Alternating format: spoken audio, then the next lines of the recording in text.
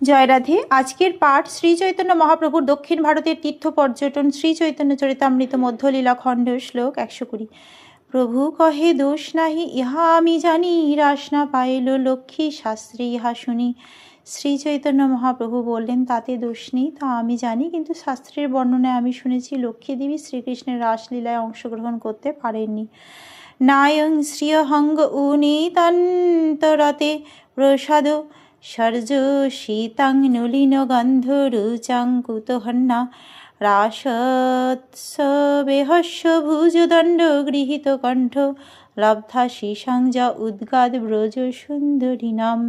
শ্রীকৃষ্ণ যখন বৃন্দাবনের রাসোৎসবে ব্রজগোপিকাদের সঙ্গে নৃত্য করছিলেন, তখন ব্রজগোপিকারা তার বাহুযুগলের দ্বারা আলিঙ্গিতা হয়েছিলেন। শ্রীকৃষ্ণের এই প্রকার অনুগ্রহ তার বক্ষ বিলাসিনী লক্ষ্মীদেবী প্রভৃতি চিৎ জগতের নিতান্ত অনুগত শক্তিদেরও লাভ হয়নি। পদ্মগন্ধা স্বর্গীয় রমণীদেরও যখন তা লাভ হয়নি, তখন এই জড়জগতের স্ত্রীলোকদের কথা আর কি বলবো। লক্ষ্মী কেন না পাইল ইহার কি কারণ, তপ করে কইছি কৃষ্ণ পাইল শ্রুতিগণ। লক্ষ্মীদেবী কেন রাসলীলায় প্রবেশ করতে পারলেন না, অথচ মূর্তিমান শ্রুতিগণ তো তপশ্চর্যা করে রাসনৃত্যে শ্রীকৃষ্ণের সঙ্গ উপভোগ করেছিলেন। তার কারণ কি আপনি বলতে পারেন?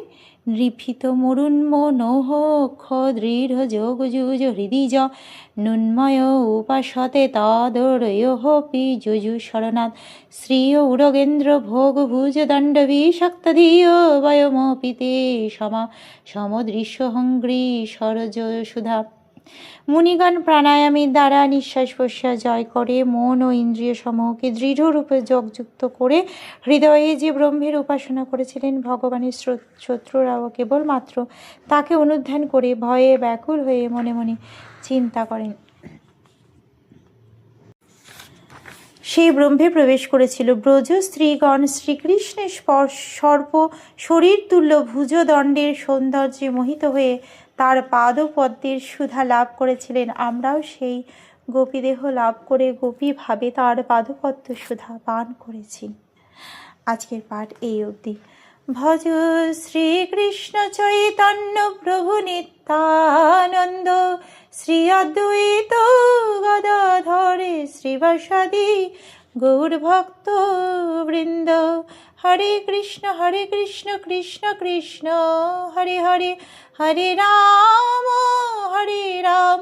রাম রাম হরে হরে। জয় রাধে জয় রাধে, জয় রাধে জয় রাধে। জয় রাধে।